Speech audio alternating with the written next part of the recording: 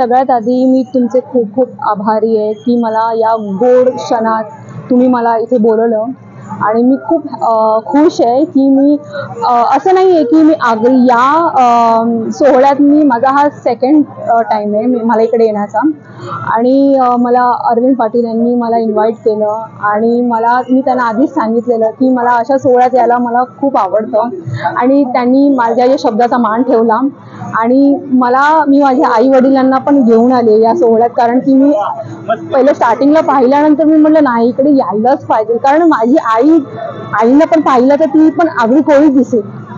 तर आम्ही मराठी आहोत आणि गर्व आहे मराठी असल्याचा कारण की इकडे जेव्हा येतो तर वातावरण एकदम पॉझिटिव्ह होतं, नवीन एनर्जी येते जगायला आणि खूप काही गोष्टी बघायला सुद्धा मिळालं.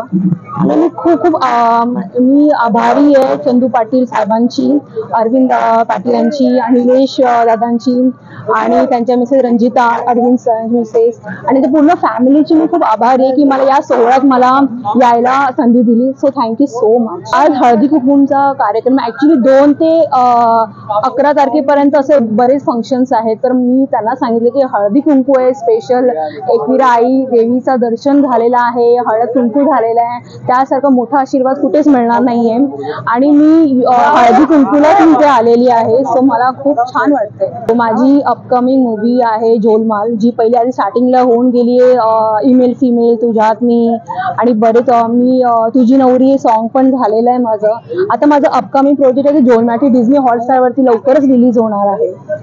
So thank you. माझा हळदी कुंकू निमित्त खेल पैठणीचा हा महिलांसाठी घेण्यात आला. त्यामध्ये 3 विजेता आम्ही ठरवले आणि पैठणी देण्यात आले. तसेच दररोज महिलांसाठी आई एकविरा देवीची मानाची साडी लकीटोळाद्वारे आम्ही देतो.